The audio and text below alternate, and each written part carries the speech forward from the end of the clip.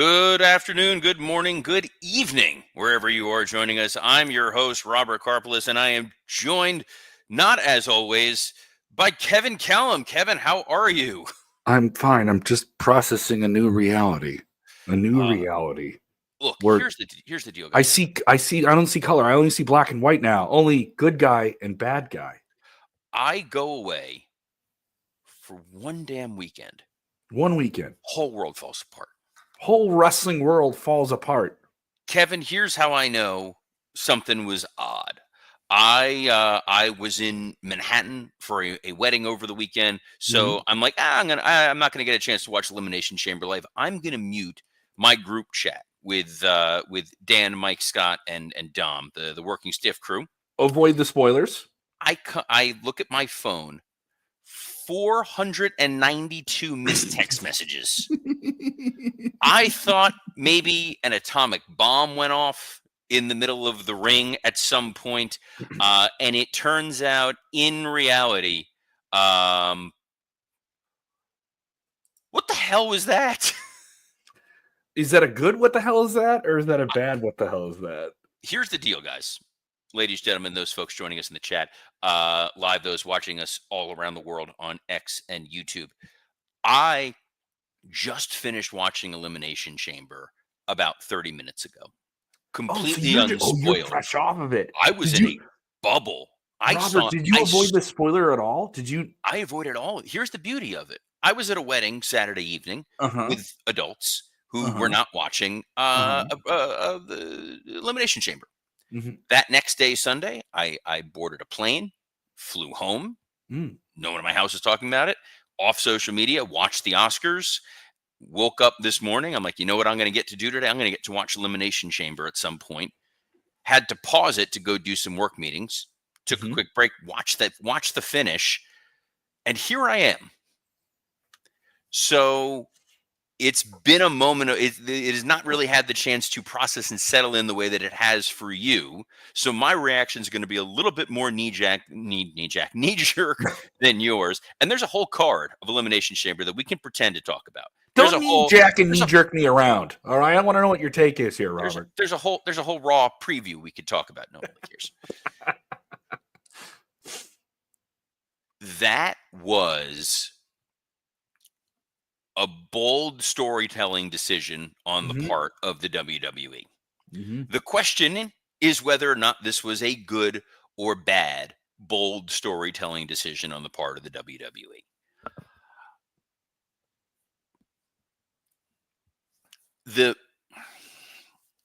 I had an inkling. The minute that I realized that the Rock Cody segment was not happening during the show, that it was going to end the show, right? Yes. So I had at one point this thought that you were going to have this Cody Rock confrontation, and the idea of you have till the end of the night to give me an answer. Cena wins, ding, ding, ding. Cody comes out, lays out Cena. Hey, we have our answer. That seemed to register and make a lot of sense if that was the path of which they were going down.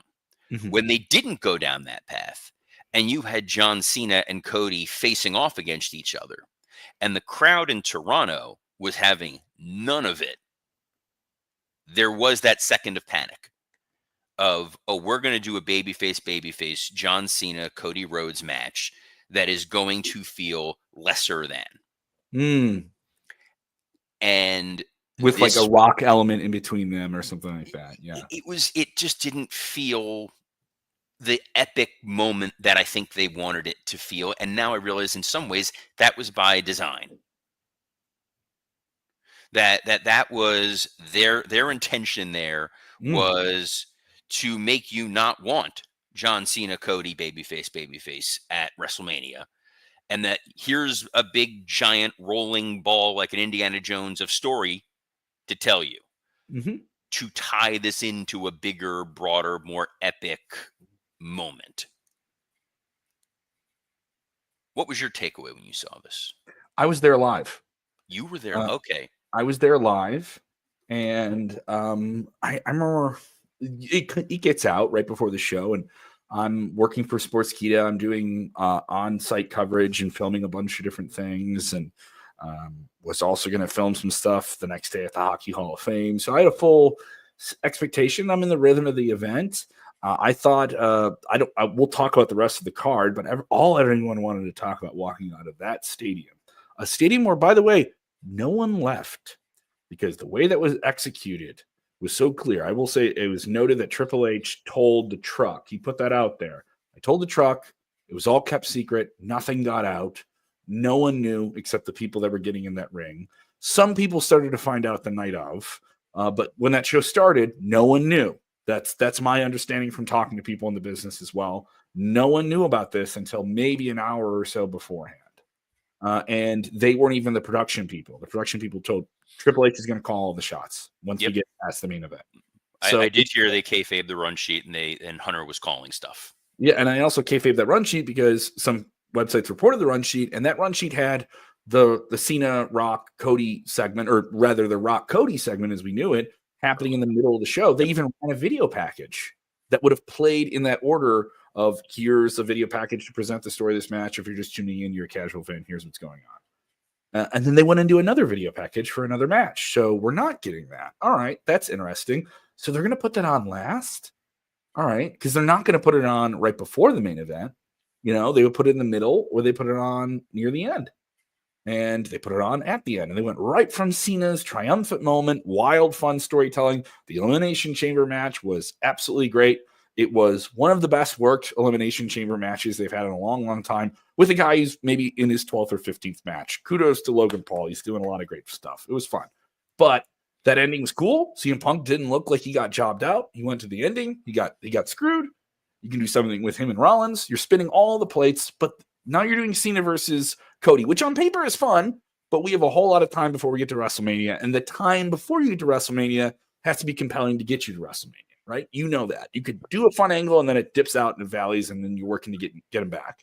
This is not that case. People were slingshotted out of their seats by what happened.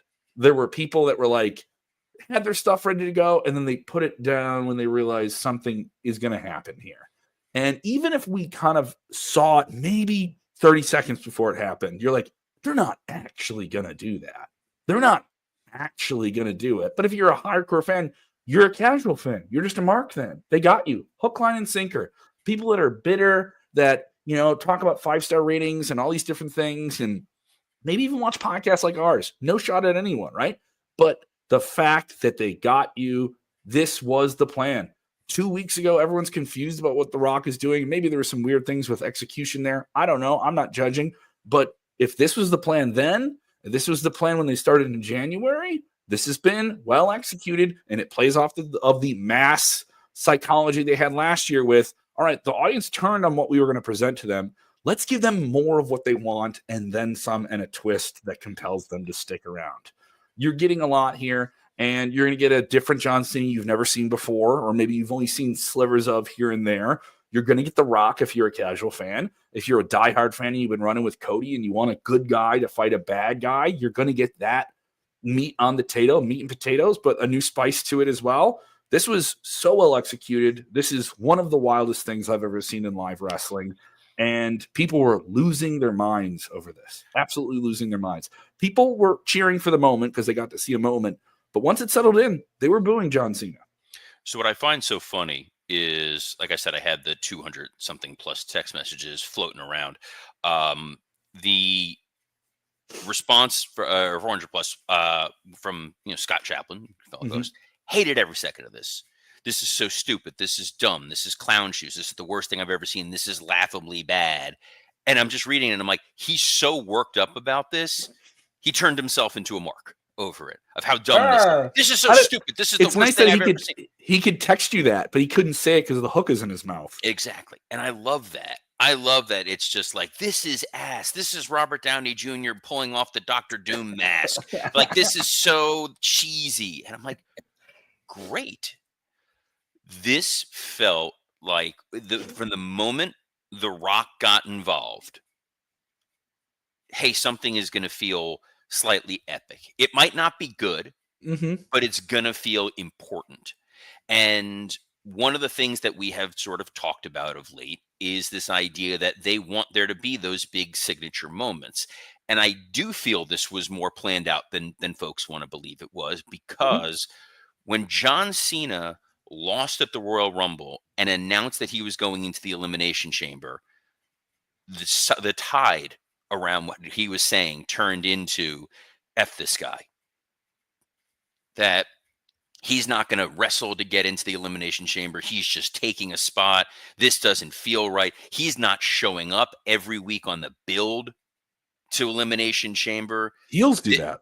Yeah, that's what people kept feeling like Mhm. this doesn't feel right. This has something is off. There's a pebble in the shoe, and maybe it is. Hey, John's schedule is the way that it is. Yeah. He's entitled to ask for this. We'll give him the pass. He's John Cena. We're going to give him the pass.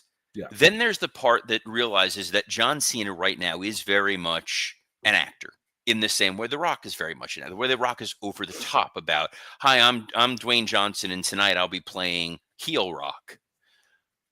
John has not had the opportunity to do a full-on heel turn. That was something when we were there, we were not allowed. Like, that was never going to happen. This is back in 2005. The idea was that it was never going to happen. And much like the Undertaker's streak is, it's never going to end. It's what's a big epic thing, good, bad, or indifferent, that we can throw at this crowd and see what happens. We know Cody's favorite match of all time is Hogan Rock at WrestleMania 18, where that crowd organically did what they were going to do. Oh, I love where you're going with this. You have that opportunity for that energy at WrestleMania. We know that The Rock's most watched or not most, but probably most profitable match was WrestleMania 17. That's sort of the apex of Attitude Era wrestling. And we never got the chance to tell the proper Steve Austin heel turn story, in part because Triple H tore his quad, in part because they fell into the WCW invasion and they lost the through line. They now have a chance to kind of correct what we didn't get at WrestleMania 17, and also potentially replicate that moment at WrestleMania 18. And I think that is the appeal that these guys have versus, hey, we're going to get John Cena versus Cody Rhodes, babyface, and risk damaging the Cody Rhodes machine that we've built. And also risk damaging what you have with John Cena in his final year too. So now it's a win-win. You know, if to me, either outcome is compelling. Like, if Cody can defeat this John Cena, he can have that moment for a new generation with the same type of tones to play and the same parts to play. And The Rock can be involved and be a compelling character. I keep bringing up compelling because it's like you have The Rock doing something that isn't like hosting WrestleMania or coming out for a promo. No, he's a character who moves a story. He's a character who now is a modern day Mr. McMahon. But we don't have to worry about all the Miss McMahon stuff. We have The Rock, and he's personable, and he has this character that's erratic and can come in and just change the show when he wants to change the show. You know, like another character that did that same thing with Corporate Power. But this guy can wrestle, and if the time calls for him to get physical, you buy the physicality. It's fun. So that box is checked. For John Cena, you're going to see him try something different. We'll get redeemed John Cena before the end of the year. I don't feel like that's a bad bet to make. We will get John Cena back in neon colors and jorts before the end of 2025. And you will see him play the hits before he's done, right? Now, if he wins his 17th world title as this new succumb to the dark side, I just need this to win the title one more time. If you weren't with me before, I'm sorry, I have to do this. Like, I can buy that, and he's a character who can pull that off, you know, and enough fans have equity in him over time and investing that they'll care. But for Cody, he's the guy who's going to carry this story into WrestleMania. He's going to be there more than The Rock and Cena are. He's going to have more challenges from them. Who are the fill-in players for The Rock side? I think that's where a Jacob Fatu comes in. I think that's where other people come in and become the playoff, you know, rounds for Cody to get to WrestleMania. And I'm on board. And if people aren't, it's just, you just don't want to be on board to say you're not on board. You want to be contrarian and different stuff like that. That was the best heel turn we've seen in 30 years. Period. Like, and they're going to make merchandise off of it. They're going to do all these different things with it. I want to watch what they're going to do next. And I've been watching this my entire life. And I think somebody who's casual is asking me about it. I had people who don't follow wrestling asking me about this. I had people in sales ask me about this, saying like, how are they going to sell this? Or what are they? I was like, they're going to do a bunch of different merchandise and make a whole lot more money with it. And then go back to the thing they were already making money with before. I'm all for bald Cena. Is he going to change his look? Are we going to have new theme music? That was a big thing. He did the Chris Van Fleet interview a year or two ago, and he said, like, I had all this stuff. Were you working around then? Were you there in 2012? Does that line up with you? No, I was way before then. Okay, all right. But So when the onset of Cena's title run. But the discussions of him being heel when he was already babyface, what were those like internally in WWE? I know, just for your perspective, being at the table. Yeah, it's always a derivation of the same thing, which is number one, Guy is the one who's selling all of our merchandise. You cannot disrupt the cash cow because that's gonna impact everybody's wallet for the chance to take a shot at telling a compelling short-term story, but there was no one to step up and suddenly now start selling that merchandise that Cena was not selling. They have all that now. Right. They have He was their go-to Make-A-Wish guy. You don't want to tarnish that. And number three, in Vince's mind, as long as that crowd is reacting to John, it doesn't really matter. They want to boo him, he's a heel. They want to cheer him, he's a face. He's going to be the John Cena character. And if we give them what they want, that potentially goes away. But this is part-time Hollywood John Cena. And the guy that he attacked the most for doing that was The Rock. And now this idea of, I get it now. I finally understand where you were coming from, Dwayne. You made all the sense in the world. I see the light, and my job, my role, my responsibility is to break the all-time record, to be the unquestionable greatest of all time. And I'm going to do that no matter what, because this industry does not care about me. So I need to do whatever I can to preserve my legacy, and that's what I'm here for. I'm here for all of it, man. The inclusion of Travis Scott made this feel like a mainstream moment. I think Travis Scott, I thought he played this well. He was weird. Kind of hey, why is this guy here? Yeah. This is odd. But you couldn't stop watching it. And it's like, this is going to get play and press and publicity across the board. A lot of people making Dennis Rodman comparisons. Was he out there a little inebriated, a little loosey-goosey? But I don't know for sure. I'm not going to make that. He's out there waving sage in the air. Yes. He was, the last time they had him on television for the Netflix premiere, he was clearly smoking something. So, bad boy's going to do bad boy things. But that's going to make that moment even bigger. That you have one of the biggest, music stars in the world standing there for that moment.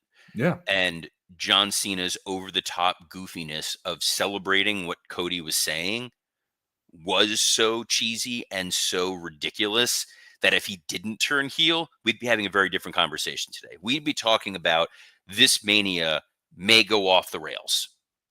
And instead, the conversation is, what the hell are they going to do next?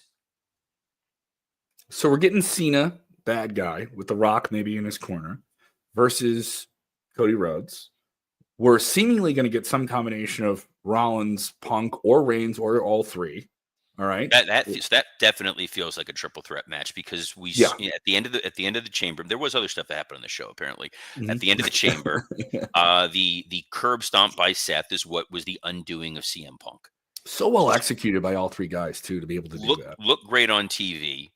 But to just do Seth Rollins, CM Punk again feels lackluster. And we just saw Seth take out Roman Reigns at the Royal Rumble. You're not going to do a Rumble without Roman, and you can't have Roman involved in the main title picture.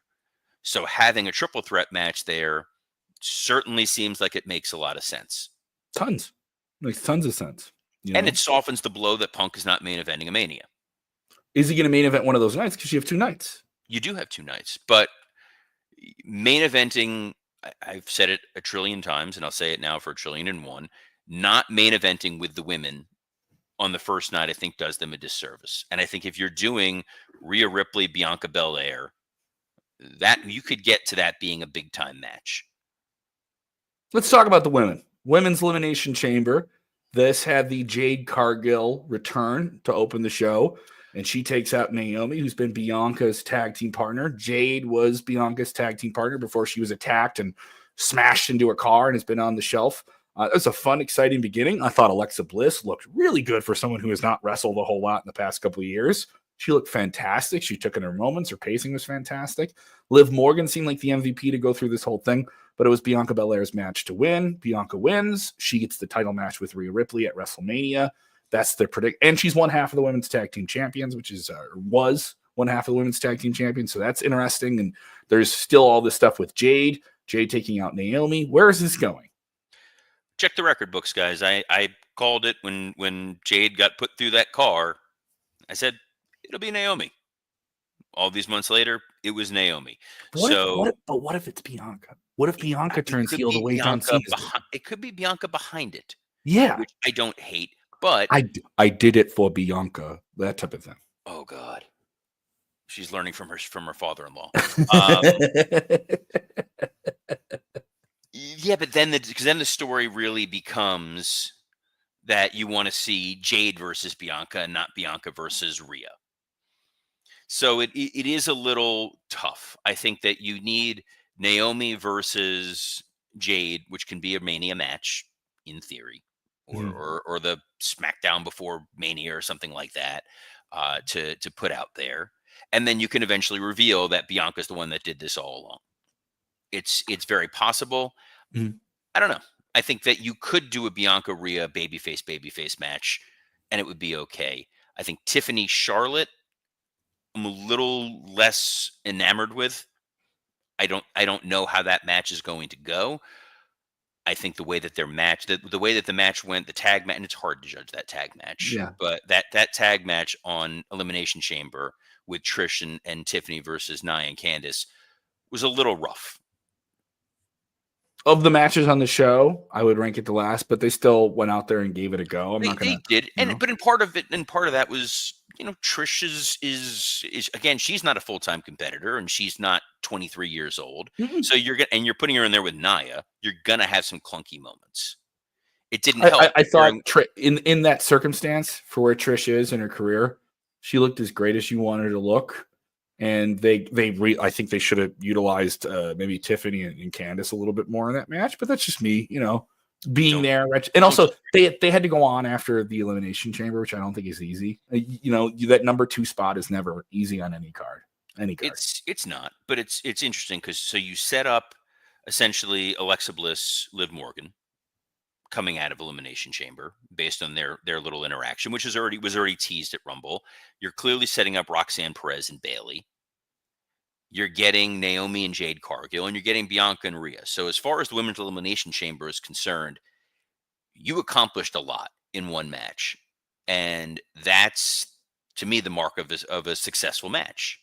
Successful show. You set up a bunch of different stories for WrestleMania season right now. Oh yeah, I'm just touching on that match, but that match alone, boom. I've got a lot of things coming out of this, and they're gonna follow up with it and pick up the pace. And this is almost like a Rumble, right? Almost like a Rumble. Exactly like Rumble. And they planted some of those seeds at Rumble that sort of paid off here. That will pay off going forward. And I'm always critical of AEW, especially with their women's division, where they have these great matches, and then there isn't that strong of a follow up. No. So here it's like, all right, everyone was well thought of, was well protected, and is going to have some place to go. The women's tag match was a chance for Tiffany to get the win. Fine. That it wasn't great. Didn't offend me. What did you think in the arena of Kevin Owens and Sami Zayn?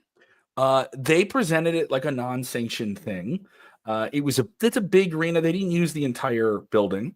But the crowd was really invested in it. Canadians love seeing Canadian wrestlers in a big time match, and they got that. And you could see there was a noted, effused emotion from the audience when they came out. And they took that moment when they started, and then they played it well. And then in retrospect, some people are like, "Oh, they aren't bleeding. They have barbed wire, but they're not bleeding, or there wasn't this." But at the end of the night, I think that makes more sense. Cody needed to have the bloody spot of the night, and he got it. So that made more sense. But it was brutal. It was fun. It was a really, you don't have to reinvent the wheel with these hardcore matches. And you have 2 guys that know how to deliver that type of match. And Sami can lose and still be Sami Zayn.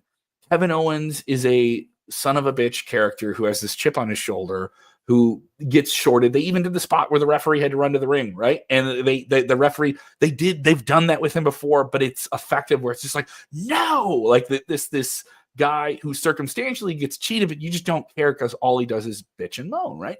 So I love the idea, the history between them. You can go back to it. It's the 2010 version of Cena versus Orton. You can go back to these guys anytime, relatively, and they can work either together as a pair or against each other. And the relationship will always be something you can touch on. I think that's special when you can take real life friendships and turn them into, huge over the top storylines. I loved it. I did think this was the best match of the show. I felt almost like Cody and Kevin Owens at Royal Rumble, and maybe overshadowed by other things on the show. But this was a really, really great match and did a lot of work for Kevin Owens. And then Randy Orton comes out. We're going to get Orton versus Owens. We kind of knew that was where it was going. And that's a big time match for both those guys, too. It is. I'm a little less enamored with that match than you were. I did feel that there were parts of it that did drag a little bit. And Yes. it took a while. Part of it, ironically enough, I will blame on production. I understand the idea of dropping the lights to make it look unsanctioned. It made the match just feel somewhat lesser than. Oh, okay. And I was Live, you thought that taken was cool. Live, that felt live. because It it may look cool totally it on felt different than everything else on the show. TV. It made the arena, it made the stadium feel smaller, Okay. which was strange. It gave it a different vibe and a different feel that to me didn't totally work. The lack of blood was made up for the fact that they were beating the hell out of each other, and Sammy's back was all welted up Yeah. and bruised and marked. I remember there was the Flair Foley match after the whole Nick getting called out for being a stunt man, and they Yeah. decided to have this match, and they were throwing real punches, and you realize real punches don't look as good as worked punches. And there were some moments in this match where some of the real stuff that was brutal didn't look as good as more of the over the top stuff. Mm. And I think that became a little bit of an issue. Cole was going so over the top on this, he could have been pulled back a little bit. It was like he started at a 10 and just kept it a 10 of screaming like, "You son of a bitch, you bastard, how dare you do the da da da da da," which is fine, except those were the stipulations of this match. Like this was a Sammy got hoisted by his own petard. He Mhm. knew what he was getting into. Kevin was allowed to do whatever he wanted. The use of the officials was fine, bringing everybody out, and they're like, Petey Williams, there's nothing he can do about this, and then pleading with him to stop and stop and stop, and then the Orton reveal after, and you're like, oh, this is where we're going, and we're writing Sammy off of TV. I would have liked to have seen this save for Mania. I think this would Mm. have been a bigger match for me. This felt like a panic. We needed to sell tickets. We were not at a We number we were at. Let's pull the ripcord and do this right here. And then we're going to get to Kevin Orton at Mania, which will feel lesser than. It'll be a mm. very good match. But it's not a marquee. This could compete for the main event match. They're gonna be squarely in the middle of the show. Squarely in the middle of the show. Solid. Feels like when they did Randy Orton, Seth Rollins all those years ago before Seth cashed in Money in the Bank when they did it in San Francisco. And they had a fun little match where you They could tell had a great match. and they had a chip on their shoulder to be like, hey, you should have put us in a bigger spot. And that's exactly what this feels like here. And a lot of the times feels like that with Kevin. Part of the challenge for me, and this is sort of a compliment to the match with Cody, the Cody Kevin match felt more brutal.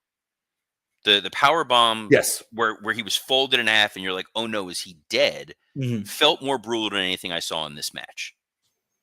And I think that was, for me, what took me out of it a little bit. Mhm. I think I enjoyed it though. I mean, I don't think you can't say it was a bad match. Oh no, right? I didn't not enjoy it. I just want to Yeah. clarify that I'm just not. You're like You a don't 10 think out they of a can- 10. I'm 7.5 or 8 out of 10 for this match. You don't think they're going to top this? Like you don't know how they're going to top this with Owens and Orton? I don't want them to top it. Oh, It's because it's kind of when you keep upping the ante and upping the ante and upping the ante, and you're using barbed wire chairs as just a spot in a match, it does lose that impact a little bit. And I think the only thing that you could have done this at WrestleMania, then have Orton come back at Mania, and then you have Orton post Mania, right? So like, yeah, and I then you're understand. selling tickets to your show after, and I feel like Yes. that would have been a fun moment because you could have had Kevin setting him up for that package pile driver. Boom, you hit Orton's music, crowd goes nuts, unadvertised Orton. Because when you look at this at the Mania card, even before they announce whoever these matches are, you're getting Cena, you're getting Cody, you're getting Jey Uso, you're getting Gunther, you're getting Logan Paul, you're getting CM Punk, you're getting Roman Reigns, you don't need to advertise Randy Orton. He's not going to sell any more tickets than what you've already sold. True. Okay. But then people get him and they're happy. Yeah. He's a big surprise and people are like, oh man, what a cool surprise at Mania. This did feel a little bit knee jerk. See, I said it right this time, in terms of trying to get you to fill out this building because they know it's two Canadians and hey, they're going to have fun fighting each other at the Skydome. So the Rogers Center. But I did like that. By the time we get to Kevin and Orton, it's not as personal, but they'll find a way to kind of get there. And I don't know if it'll top the greatest match ever, the Randy Orton Edge match that was billed as the greatest match ever. I'm with you on the men's chamber, by the way. I thought this was it was laid out beautifully.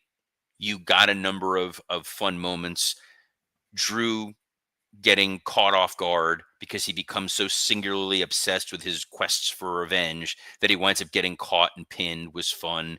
Him attacking. There was a report that he was going to win this. There was a report maybe 2 or 3 days before that he was the slotted winner for this. Oh, that's adorable. No. It was not the slotted winner. I have not heard that from anyone, but that's great that they float that out there. Yes. And they should do more of that. They should, because there's how often do you think WWE does that?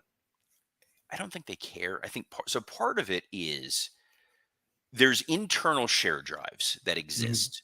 And when we used to post the run sheets, we would kayfabe the run sheets for what gets posted internally. So the writers would know the full script, but hey, everyone's got to know where things are laid out. You got to know where to put spots and build bumpers and graphics and all that. So there would be a slightly kayfabe version of the run sheet. And we would see stuff from that slightly kayfabe run sheet wind up online. And it was frustrating, but anybody theoretically in the organization could access that share drive. So if you're in the graphics department or the merchandise department or ticketing, you can go into that. The advantage that they have is most people who work at WWE, not to burst your bubble, guys, could give a rat's ass about wrestling. They are there because this is a global company. It pays well. It's located adjacent to New York. It was a great company to work for. I know there's the reports now, people upset about pay and whatnot, but just generally speaking, if you're going to live in that area, it's a great company to be an employee of, even if you don't love wrestling as a product. And I've worked for tech companies. I don't know what the hell they do half the time. It's not a product or service I'm necessarily using personally, but it's a great place to work. And that's how a lot of those people, so you can put it in a share drive. They're not worried that, Peggy in accounting is going to go into the system and be like, oh my gosh, they're doing Undertaker, Great Khali. But there are some folks who dig and find and want to, build credibility and push those ideas out there. They're not going to take the time to start planting stories for the most part. But we have people in the comments saying that they're doing that, but I don't think that's the case. But I will. It's worth noting is Triple H said his favorite thing is this didn't get out. This didn't the big moment at the end of the night was Cena turning heel and joining The Rock and setting up this huge match at WrestleMania. Well, mind you, he set up the match by winning the Elimination Chamber, right? So I was going to say. So before we even get to that, so you have this situation where Drew gets eliminated by Priest, then costs Priest his shot. So you can still go that path of Drew and Priest at Mania. Kind of feels like a Kevin Owens Randy Orton match where this should be bigger than it is, but there is a story and you can get there, and these guys can go out there and I'd say kill it, but do their best to try and kill it. But there's guys who can get a bad slot, or women on the show who can get a bad slot, and they go out and they may not even get the most time in the show, but they had the best match on the show. You can steal WrestleMania and not be in the main event. It is doable. It's been done. I'd say Jacob Fatu stole the weekend based on what he did on SmackDown was probably better than almost everything there was on Elimination Chamber. Like there are guys who maximize their minutes. I had a lot of people who were coming out of the show like, how is he not on the show? How is he not worked into this in some way or something? You don't need him. No, I think it was smart to not put him on this show and save that a little bit. But you've set up Damian Priest and Drew McIntyre. Logan Paul being this obnoxious Weasley heel, he looked great in this match. For a dude who has not worked a ton of matches, knocked it out of the park. He is an easily hateable, detestable person, and he plays that character, and he emphasizes it, right? But his time, why was he not doing this years ago? Like the whole time I watched it, I was like, there is so much money that could have been made with you if you just started doing this even earlier, you Because he know? was busy becoming a very popular global brand in worlds that we don't Yes, necessarily traipse that in. we don't even follow. Yeah. No, it's like meant nothing to me. And then my daughter's like, "Did you know he created like a Lunchable snack thing that had mold in it?" And I was like, Yes. "No, no." I knew he was a Disney Channel kid, and I know there was something controversial he did in Japan in a Mhm. sacred forest, and they were like, "You're, to hell with you." And Prime Um, Drink is everywhere. Like this Prime guy's drinks everywhere. everywhere. It was in the airport. It was all over the place. Um, the elimination of Seth Rollins to get you to that John Cena CM Punk face off, because they teased it a couple times during the match, and then when you got there and there was the handshake and the hug, you're like, dude, this is great. This is a great moment that they're giving the audience. Seth being the reason that Punk lost, rather than beating Punk clean, so you still save the John Cena heel turn, and John Cena not winning clean was kind of an interesting decision before you ultimately get to the heel turn afterwards, and everyone kind of has something to do, Mhm. and I think that's what's huge. Yeah. This is what you want. All the plates are spinning, This is what you want. And I just like I walk into the show, like I heard some people say, "Oh, this was this," and it was like, "But are you feeling good about this? Like, if you're a WWE fan, are you feeling good about this? If you're even a casual fan, a diehard fan, all the different things you want are on this show. And if you're reaching, and this isn't me being like, "Oh, I'm a homer and I'm just rooting for WWE." No, I think they're listening to the audience. They're really trying to pay off with long-term storytelling. Mania should have a payoff. It should have a huge payoff. And there's a potential for us to get that either good or bad. We can get Empire Strikes Back or we can get Return of the Jedi at WrestleMania. And we can get either one of those. And I think that's really cool. It's also a challenge with 2 nights of WrestleMania. They're spinning all the plates that they can spin. I think they're doing a pretty strong job with this. And what do you think they're going to do kind of on Raw and SmackDown to get there? We have Rhea and Io Sky tonight. We have an Intercontinental Championship tonight as well with Lyra and Ivy Nile. We have a tag team match, the War Raiders and American Made. A bunch of big names going to be on the show. Keep this thing moving, huh? Well, speaking of plate spinning, and we got to Mm. get there was a lot on this thing to talk about here. But guys, are you ready to optimize your nutrition this year? Mm. Factor has chef-made gourmet meals that make eating well easy. They're dietitian approved and they're ready to heat and eat in just 2 minutes, so you can fuel right and feel great no matter what life throws at you. Factor arrives fresh and fully prepared, perfect for any active, busy lifestyle. It says here you can lose 8 pounds in 8 weeks with Factor keto meals. I've been doing Factor since early February. I'm down 25 pounds. This 25 stuff pounds. knocks it out the park. It is an absolute game changer for me. And as a guy who can't cook, it's amazing. As soon as I'm done recording the show, pop one of these in the microwave. It's done in 2 minutes. My father-in-law, who was watching the kids over the weekend here, texts me and he goes, "Hey, I see you have this stuff in the fridge. Mind if I heat one up?" Thinking it's going to be like one of these lean cuisines. I'm Yeah. like, "Go for it." Went nuts for it. Thought this was What's the what's greatest your thing ever. what's your favorite Factor meal? What's your favorite one? There is a chicken chimichurri that I don't know how the hell they did it, but it tastes amazing. That's a legit. It's really damn good. And you guys can eat smart with Factor. Get started at factormeals.com/Factor Podcast. Use code Factor Podcast and get 50% off your first box plus free shipping. That's code Factor Podcast at factormeals.com/Factor Podcast to get 50% off plus free shipping on your first box. Um, Alarms are John, going off. Go ahead. alarms are going off. It's the John Cena alarm here. So yeah, they Ba, ba, stacked ba. this. They stacked this Raw tonight perfectly because there are 3 title matches on there. So you're getting the women's world title match, Rhea Ripley, Io Sky, to tease. Hey, maybe there's a chance we're getting Io Sky, Bianca Belair. We're not, but let's pretend that we're going to tease that. I That did would be like that they even teased that last night when they did like a face off at the end of the show. They even made sure that Io was a part of it. I thought that was good. Good. brilliant. It was a really smart idea on their part to make it seem like, hey, this is a good idea. Lyra Valkyria, Ivy Nile for the Women's Intercontinental Championship, and the World Tag Titles, the War Raiders versus American Made, which means there is a possibility that Gable, with his Lucha Whisperer, appears, and all of a sudden American Made has a bunch of gold. Who is that Lucha Whisperer? I have joked and then slightly not joked. I wouldn't mind if it was Vicky Guerrero. She would be perfect. She would be perfect, and it'd be great for Dom to see his stepmom. Oh, if she was, yes, if you saw this stuff, but if she became like the secondary talking piece for American Made, and she was almost like a MAGA type of like character, you know what I mean? Like a MAGA Karen type character, she would be awesome for that. That's a great idea, Robert. I would love to see that. It's That would be the amazing. only downside to it is Gable's such a good mouthpiece too. He And is. I don't know if he He is. necessarily needs it, but it could. I think that could be pretty fun. And yeah, the big thing here is you're going to get everybody kind of reacting to what John Cena did, and the long term storytelling for this heel turn, where it's fun, is every match he's going to be in now is going to feel fresh, and the most interesting one of those is going to be him and CM Punk, because this is, hey, you did the thing that we never thought you were going to do, Mm-hmm. and now I have to reconcile with that. Mm-hmm.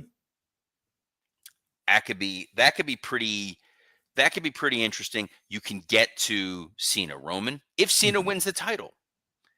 Lot of fun things at If play Cena here. wins the title, you can do kind of all of his classic hits again in some way or another. You I've get heard one other more people pitch Cena that. Orton out of this deal here. It's very hard to judge 2 days in, for a lot of you, for me an hour and a half in, where this is ultimately going to go. But you can't deny, love it, hate it, doesn't matter, that WrestleMania is not now more intriguing than it was a couple of days prior. And no one who watched Elimination Chamber on Saturday came away from that saying, I'm not watching WrestleMania now. No, no, and That's the success, guys. the risk of doing an angle after an elimination chamber match, just me being there live, I was like, you gotta make a moment here. You can't just have a promo and a match is made, and Cody, even if and you got the pop of Cody telling The Rock to F off, which is a very calculated use of your PG-13 limitations, right, on a streaming partner. And it played into the history because The Rock told Cody to do the same thing a year ago. And I felt like you can't have Cody turn heel. Like you cannot insult your father's legacy like he did on a belt, and don't make the dream die again. You know, like you can't do that. Was where I was. No, no, no. There's no way Cody can do that. And I know there's people that are detracting of Cody, and they're going to say Cody can't be the guy anymore. I can go to you guys and look at the Kevin Owens match. He can do it. Look at the AJ Styles match. He can do it. Like he can do this and be that guy. And if he loses the title, then everyone's going to want him to get the title back. You know, like it's kind of weird how fans get kind of fickle with this stuff. Everyone was poo-pooing on the story, was doing like a week ago, and now hooks and mouth, man. Hooks and mouth. Here's the thing. They will be able to turn Cody heel, and eventually that crowd is going to be clamoring to see heel Cody Rhodes. Don't think it's right now, though. It's not Don't now. think it's right now. This would have No. been too soon. Yeah. This would have been way too premature. Guy is still what did I say about John Cena earlier on? This guy is still your merchandise seller. This guy is still your Make-A-Wish guy. Most importantly, this is the guy that younger fans are going to see. Mhm. This is what your 10 and under crowd wants to see. Your 12 and under crowd. 100%. My nephew's 12 years old. Like he will only reach out to me on email. He doesn't text. Like he'll email me wrestling stuff and be like, "How did John Cena do that? I really hope Cody can get him at Mania immediately." And Cody's his guy. Cody's his guy. He likes John Cena, you know. But as he's described, he's like, "Well, John Cena's your Hulk Hogan." Like I was so proud of my nephew when he told me that. I was so proud of him when he told me that. You know, I was like, "Oh, we got a little smart mark right here. I love it." But I'm feeling WrestleMania, man. Feeling it. Yeah, Absolutely look, feeling it. Jay Uso is, crowds love him. I was in New Yeah. York. I saw 3 different Eat shirts, which is baffling to me. But he is not at Cody level. They have not had a Cody guy since Cena. A Mm-mm. pure babyface who can be the corporate champion, who can go and do the media interviews, who looks good in a suit, who's not going to embarrass the company, but who lives and breathes and loves this and will do whatever it is that they ask. That is not the guy you turn heel now just to get a fun little match. Mm-hmm.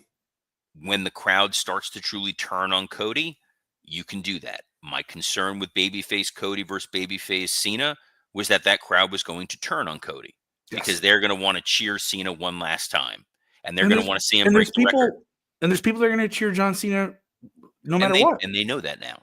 But Yeah, now, if you're that guy who's going to WrestleMania because you want to cheer heel John Cena, the thing you've asked for 22 years, you got it. take the ride. Take the Have ride. your reaction. Go. Am I excited to see what heel John Cena can pull out? Yes. I mean, it helped if he doesn't. One of the guys in the group called that face at the end that he did look like a Jeff Dunham puppet.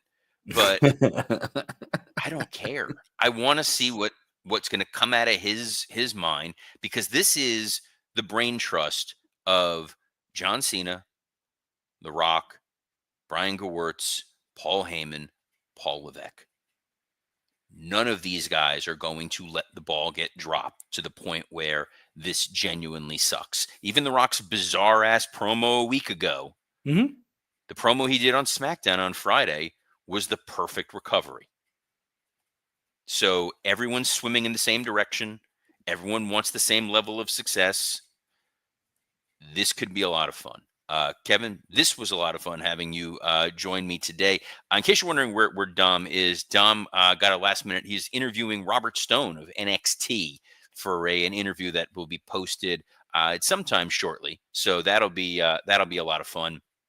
We weren't going to put Robert Stone on this show to talk about the John Cena situation. Don't want to do that to this guy. And honestly, if you guys tuned in and it's like, I know you wanted to hear all about this, it would have felt like the reveal of who Cartman's mom is.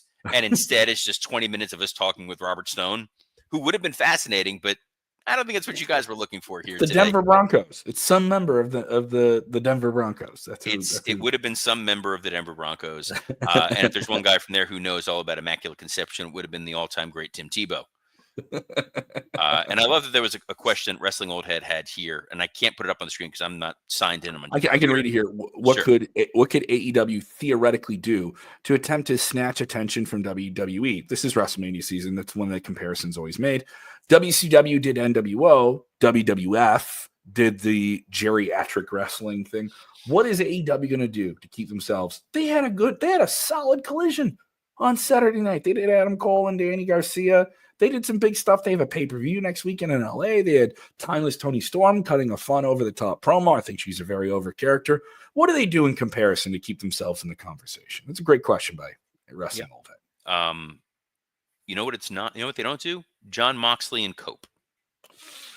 The problem is that they really have positioned themselves in a TNA situation where it is guys who people remember from the past wrestling as your main eventers.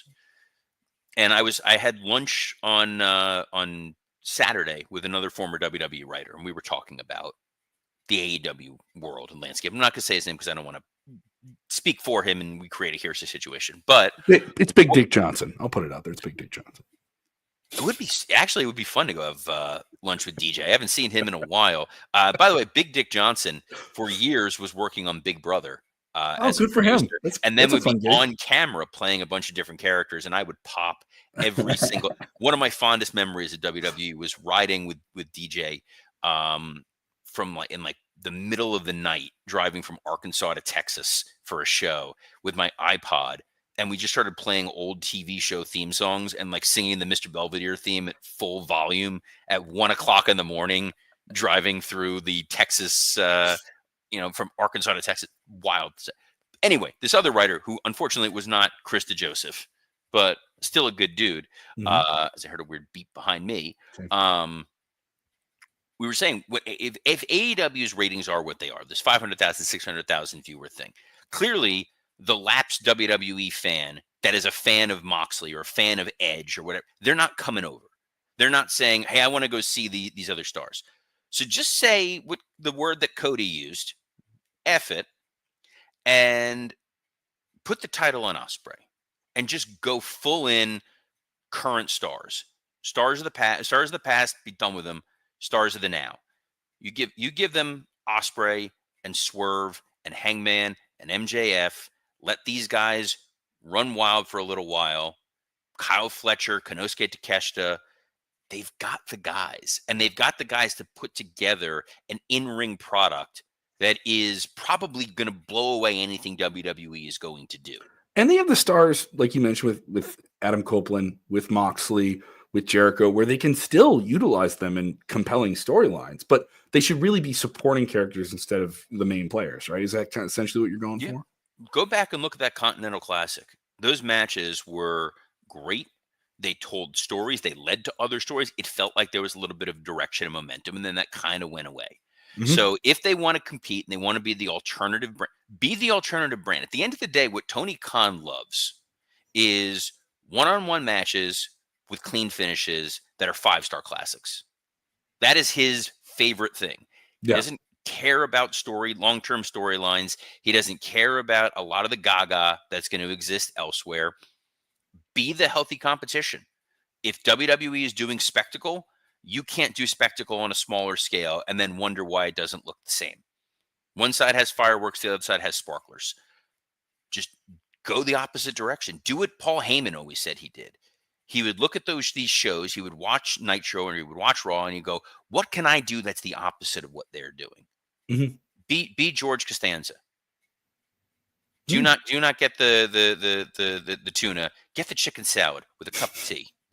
That's what AEW should be doing right now. And if they are the show where you're gonna get these guys who just absolutely love wrestling and they're gonna blow it out of the water every time they're in the ring, and you can care about them, because some of these guys on their own, in spite of booking, people love Osprey because Osprey has a magnetic personality. As a dude, you are drawn to.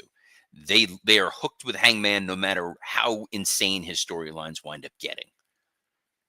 Kenny, I don't know how fragile or healthy he is to go long term with him, but using him, sporadically. But Kyle Fletcher, Takeshita, those guys are stars. Harley Cameron is a star. Absolute star. Just Run with her. I mean, you could say the in-ring bell to bell is something where she's coming on because she's still very new to wrestling. But this is someone who is really, really talented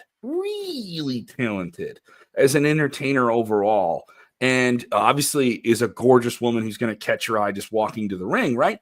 All those things aside, you can use her in all these different ways, and she was a highlight of that Australia show, which had issues, other things.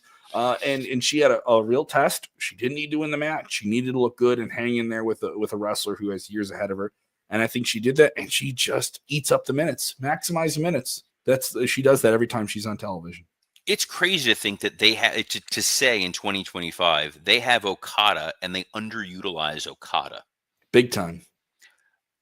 Adam Cole, Danny Garcia, I'm sure had a great match. Neither one of those guys set the world on fire for me. I think Undisputed Kingdom is another one where if those guys were to be gone tomorrow, your product isn't going to lose an eyeball. Okay. I don't think anybody's not tuning in because, oh my God, these guys are gone. A smaller roster focused on some great in-ring stuff, some fun personal storytelling, and trying not to be WWE is how you compete in this sort of situation. That was, ultimately what helped WWF was getting rid of their rules and things that they were doing and saying, we're going to try to do some different stuff. We're going to get behind Steve Austin. We're going to let DX do its thing. We're going to create the Attitude Era because the more family-friendly product that we were putting out there wasn't moving the needle. But on the other hand, you and I think differently than Tony thinks because it's Tony's money. It's a private company. He has a TV deal. He can do what he wants. So I don't think he cares about competing with WrestleMania. He's going to put on a big pay-per-view. It'll have some fantastic matches. And then we will come on the next day and talk about an incredibly lame and stupid moment where the big stick with spikes sticking out of it that gets used in some form or fashion. It's called Spike. No, I don't. We don't name. We don't give credence to named props. That's a weird, goofy thing. This is Mike. This is Mike. I'm talking to Mike right now. This is Mike. He's with me here. It's Mike. My prop is usually Dominic D'Angelo. he's great at it. But you're not gonna top the Cena story, and they tried with the Jarrett retirement. At the same time, you had the Cena retirement. And then they really backed off that Jarrett angle, didn't they? They bailed off that in a hurry. And I think you honestly want to know why I feel? Dustin ate his lunch. Dustin's whole story of I'm the last of my kind, and I've been doing this a long time. That crowd was all in on that. They did not care about Jarrett. Which is And Jeff's a redeemed person who's gone through a lot in his He life and is. is a genuine he was literally born into wrestling, born into it, right? And loves it and has done a lot. Transgressions aside, he's a very, very, very good person who's done right by the wrestling business on the other side of other issues in his life. And I think he wants to have a fun way that fulfills ending his in-ring career and deserves that. But he finds himself in an AEW that's in a sense of uproar and turbulence. You know, I almost wish he was in TNA. I I wouldn't. almost wish he was in TNA. I would not mind that at all. Yeah, I almost wish he. The whole time I watched it, I was like, if he was in TNA, they could have some WWE people come over and do angles with him, and really, and it wouldn't take away too much from other things, and he would know, oh, it's a youth movement. I'm going to play a backseat, but I'll do this mid card kind of feel good sentimental thing, and they've been fine. And I guess AEW was trying to do that, but then keep it edgy, him in there with MJF. I don't know what favors MJF did with him in those promos and stuff like that either. And those were entertaining, but I don't know what it does for Jeff to move the story to the next week. It didn't move the Jeff story because the crowd didn't care, and I think that's the issue. If the crowd Mm-hmm. would have been on board with it, those would have felt better. Max Mm-hmm. saying all the crappy things to Jarrett, and then Jarrett getting his comeuppance. The problem was Max was saying all these crappy things about Jeff, and the crowd going, "Yeah, you're right. This guy is well past his prime, and we don't care about him, and we didn't care about him back then, and we can't pretend that we have these fond memories of his TNA times or his WCW times or his WWF times or his Memphis time, um, or any other company I can't think of that he worked at." So the Dustin stuff, people love Dustin, and Yeah. that was what made it feel more authentic. I think for Max, it was a good palate cleanser between that Adam Cole nonsense to getting to the Hangman Page stuff right now. We'll see where Hobbs is a dude. They have so much talent to do stuff with and build and move forward on, that their legacy should not be the squandered talent legacy we have with TNA, where you go, they had AJ, they had Daniels, they had Joe, you Mm-hmm. had Saban, Shelley, you had Punk, you had Okada, like you had Rude and like you had all these guys, and instead at the top, it's Jeff Jarrett and Pac-Man Jones versus fill in the blank who just got released. Oh boy. So this was our extra long edition of Rumor and Innuendo. It was a double-sized episode, but to be fair, I wasn't here Thursday and Friday. There was a lot to cover. And how often does John Cena truly turn heel? I did see someone online say if he comes out speaking Mandarin, best heel turn ever. So Before we sign off, just want a yeah, short answer on this. The comparisons to Hogan in '96, him joining the NWO, that long, like the NWO is there, but that like literally makes NWO the biggest thing in wrestling at the time, and it turns the needle. And WCW truly becomes the number one wrestling promotion for like over a year and a half. That really launches the rivalry with WWE. In comparison, what does this do? Because this is WWE's already in a very, very prime position. They have the Netflix deal. They have a variety of big guys. There's no one true guy in WWE. There's a variety of different people at the top who are playing main event roles. How would you compare these heel turns between Cena doing it now in 2025 and the Hulkster going Hollywood in '96? yeah, it's not the same for a couple of reasons. Number one, the Hogan heel turn was because Hogan was their top baby face, and that crowd was sick of him, but he was a full-time roster member. And by Mm-hmm. turning him heel, you suddenly got a full-time heel who was the boss. John Cena here is not the boss. He is very much a henchman for The Rock. I think this takes the pressure off of Cena's last run, that it's not babyface Cena, who we saw couldn't win over and over again, Mm-hmm. uh, getting a chance to finally get some wins back over some top heels. Because if it's babyface Cena, then he's going over Drew, or he's going over potentially heel Seth, or he's beating Solo, or whatever that may be. Heel Cena becomes intriguing, and whoever he's working with now gets the opportunity to play with a totally different character, and it feels new and different, but it's finite. We know Mhm. he's gone at the end of the year no matter what. So every match does feel important to begin with, but it's more important now because this is the first time you're seeing main event heel monster John Cena. And that makes it feel fresher than if it's the John Cena nostalgia tour. He's going to come out in the jorts and doff his cap. And hey, I'm going to, that moment he had with Punk in the match where they shook hands and hugged, you would have gotten that 10 times for the rest of the year. That's Mhm. all gone now. And you can This is do that now, again before he's done. you definitely can. You can get a last minute feel good, happy, happy, joy, joy. But this is a dude who's, hey, I'm going to try something different and I'm going to help the business and leave it better than I found it. And I think that's why this is commendable. Whereas the Hogan heel turn was, how can I position myself as the top in the company? This feels like John saying, what can I do to get the most buzz for this organization? Because respectfully, guys, I don't need it. I got season 2 of Peacemaker coming out. I got a ton of movies lined up. Hollywood's putting me in stuff. I'm the face of McDonald's.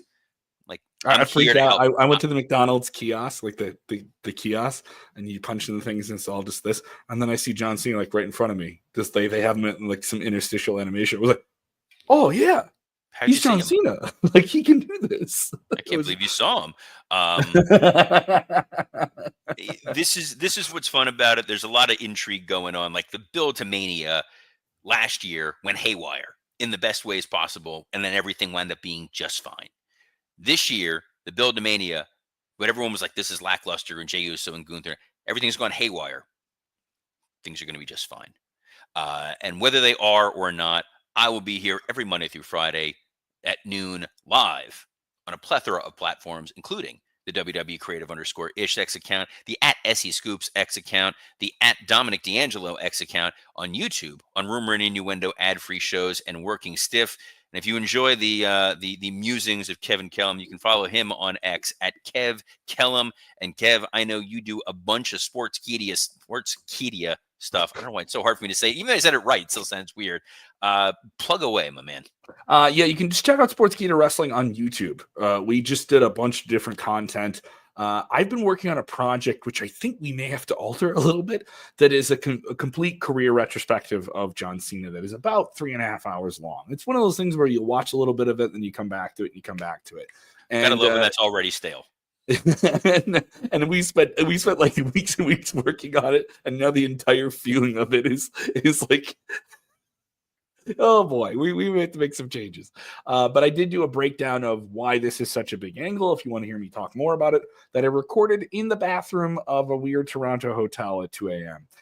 Just to get it out there. That is up right now. Sportskeeda Wrestling on YouTube. You can also get the podcast, which has a whole bunch of different stuff. We have Backstage Pass, premium content on there, all the good stuff. And check me out on Q101 Radio in Chicago. I will be recording my first stand-up comedy album coming up in August. I'll announce all of that pretty soon. Amazing. Well, on behalf of Kevin Kellum, Dominic D'Angelo, and all of us here at Rumor and Innuendo, best of luck in your future endeavors.